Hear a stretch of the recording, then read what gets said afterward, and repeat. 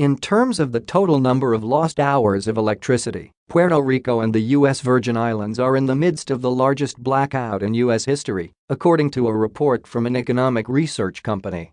In all, Hurricane Maria has caused a loss of 1.25 billion hours of electricity supply for Americans, according to the analysis from the economic research firm Rhodium Group. That makes it the largest blackout in U.S. history, well ahead of Hurricane George's in 1998 and Superstorm Sandy in 2012, the group said.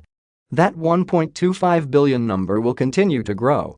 More than a month after Hurricane Maria knocked out the electric grid on the islands, the vast majority of residents remain without electricity, and the restoration of that power is months away. The Rhodium Group analysis largely relies on data on electricity loss provided to the Department of Energy, as well as news reports for storms prior to 2000, according to Trevor Houser, a partner at Rhodium who co-wrote the analysis with Peter Marsters.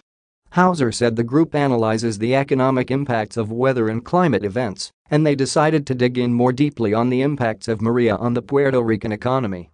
As we started looking at the scale of the blackout and tried to put that in historical context, it became clear this was a record-breaking event and worthy of some attention and focus just from an electric standpoint, Houser said. Getting power back to hilltop communities like Aguas Buenas after Hurricane Maria requires work in tough terrain. Other major storms or incidents have knocked out power for more people, but those were for shorter periods of time.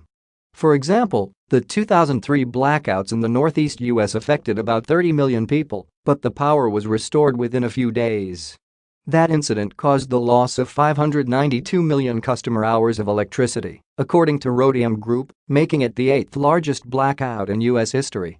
Puerto Rico has a smaller population, about 3.4 million, but the blackout has lasted for a much longer stretch of time. As of Thursday, just 26% of households had power restored, according to data from the Puerto Rico Electric Power Authority, PREPA. PREPA, a state-owned utility, filed for bankruptcy in July, is $9 billion in debt and is struggling to recover from the hurricane outages. Not coincidentally, several of the top 10 blackouts in U.S. history involve Puerto Rico, including Maria and Irma this year and Hurricane George's in 1998. Whitefish Energy, a 2-year-old utility firm with ties to the Trump administration, was awarded a $300 million contract from PREPA last week to help restore the country's power grid. The huge contract to a small company has led to questions and criticism from Puerto Rican politicians. The Virgin Islands, with a much smaller population, has similarly struggled to restore power since Hurricane Maria. As of October 22, just 14.9% of customers had power, according to the U.S. Virgin Islands Water and Power Authority. That includes about 71% without power on St. Thomas, 98.4% without power on St. Croix, and 100% without power on St.John.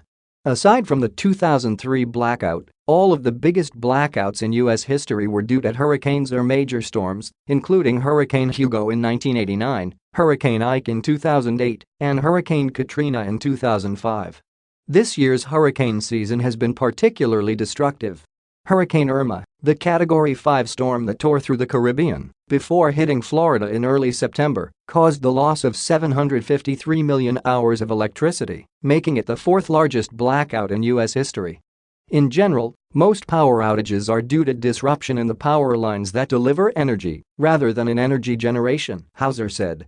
Hurricanes, with their high, sustained winds and wide geographic area, are particularly likely to knock out power for large numbers of people.